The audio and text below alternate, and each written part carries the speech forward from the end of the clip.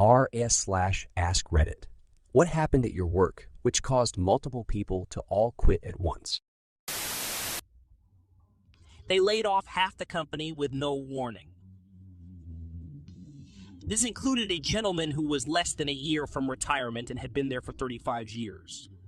The company was shocked when half the remaining people abandoned ship shortly thereafter. The company consistently outpaced competing firms and found itself emerging as one of the industry-leading agencies. This was also a California tech firm, so shorts, flip-flops, and beers at lunch, getting high on the roof were all rather common.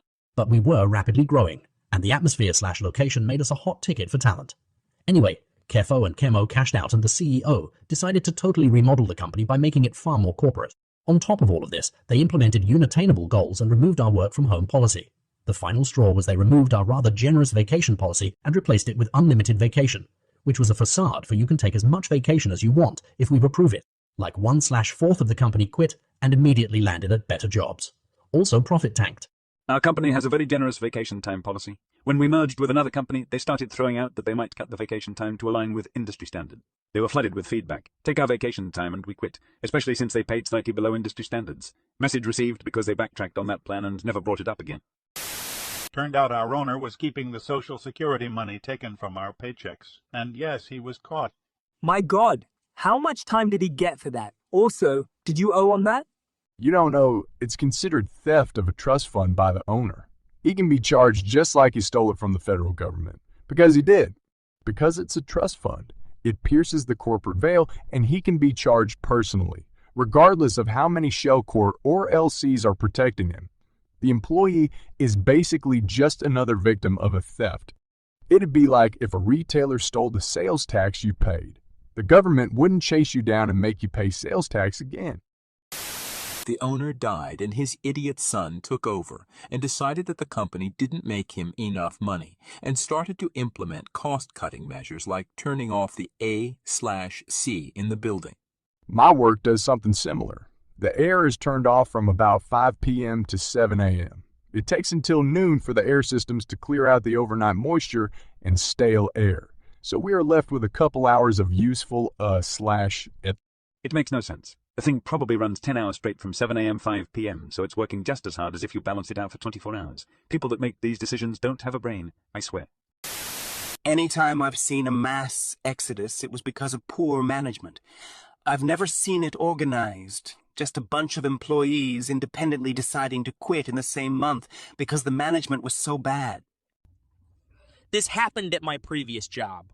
I was the first to quit due to salary disagreement. My tasks got reassigned to other coworkers. A few months later, coworker 1 quit. Tasks got shuffled again.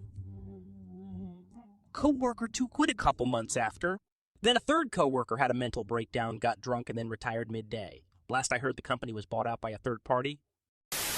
I used to work at a McDonald's, and we had a terrible manager who hated a lot of people working there.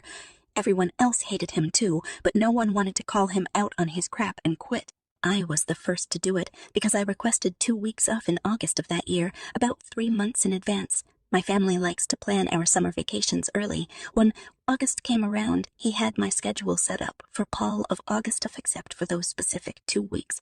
There was no way that he could have misinterpreted my request. When I got my schedule, I stormed into the restaurant, called him out on everything, and then quit on the spot. About 2 weeks after that, I heard from one of my work friends that 5 other people had enough and quit as well. I kind of felt good to be the first. I had a boss who liked to schedule you for the exact specific time you asked off. Like, for example, a coworker asked to leave by 3 because she had a doctor's appointment at 4, so our boss scheduled her for 4 close. It's beyond frustrating, idiotic, and ridiculous. It really shows how little they value you outside of being their slave, as that boss liked to refer to us as in front of customers. I had a boss like this. I had a night class 1 day a week, and so I would ask for Mondays off. Without fail, every Monday, I would be scheduled and my buddy would have it off, but be scheduled during his night class. Then he would get mad at us for switching shifts. New management. In a month, 4 kitchen staff quit, leaving me to be the only original kitchen staff hire from the previous manager. She completely changed the vibe of the workplace. No one was happy. No one felt like talking or listening to music or being friendly. It was robotic. It astounds me how many managers just don't get this or don't care. I've worked at a few places with an extremely high turnover rate, and you can diagnose the problem in a day. Allowing your staff to be friendly, have conversations, and relax at points throughout the day is a long-term investment that usually pays off, while the alternative is having workers that get a lot done in a day, but quit by the end of the first week. I recently worked evenings as a recycling sorter. You stand in front of conveyor belt picking off plastic and cons. Talking is frowned upon, no leaning, no music, basically nothing to break up the mind-numbing workday. But of course, the problem was, everyone is lazy and had nothing to do with the fact they make the job as unpleasant as possible. Music and podcasts actually encourage people to work harder and more efficiently. Never understood no music rules unless the music/podcast was directly impacting a client in a negative way. I did landscape construction. The cheap butt owner kept taking bigger and bigger projects while never hiring more help. We were all overwhelmed, stressed, and anxious as hell. One of our foremen quit, and I followed suit a few days later. 2 more guys quit the next day. He was down to 3 guys for the obscene amount of work he wanted to do. Of course, everything gets way behind schedule, but he's convinced it's not his fault at all. He went out of business less than a year later. A well-known colleague committed suicide, and we were told by management via a brief side note in an email about stats at the end of the day. It caused a lot of upset in the office, and quite a few people didn't return after this.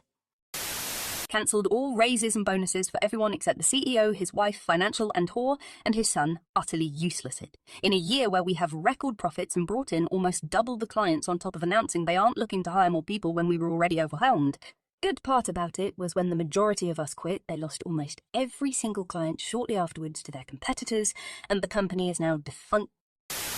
School district I sometimes sub in had a big round of hiring. A bunch of building substitutes applied for the jobs, and only about half of them got interviews. Of the subs that got interviews, myself included, the only one who made it past the screening interview was a relative of a current employee. The rest of us subs weren't the right fit. The real reason is that there's a substitute shortage, and they don't want to lose any of us. Not a single sub, who isn't a relative, was hired for one of over a dozen teaching jobs. Many of the building subs aren't coming back next year. There's a sub shortage due to really low pay. My district requires subs to have a 4-year degree. Then they pay $140 a day. So even if a sub was able to get a job every day, they could only make 180 days, $140, $25,200, and with no health insurance and no benefit, F that.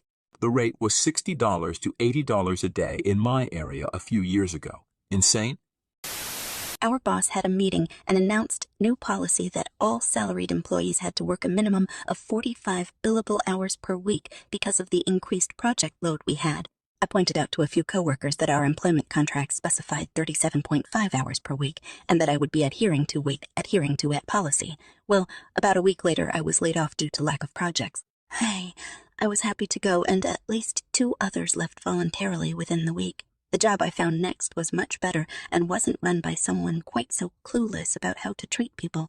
Good. This kind of bullshit should not fly unless you get more money or some kind of compensation. Tangible and immediate, not promised, and likely fictional.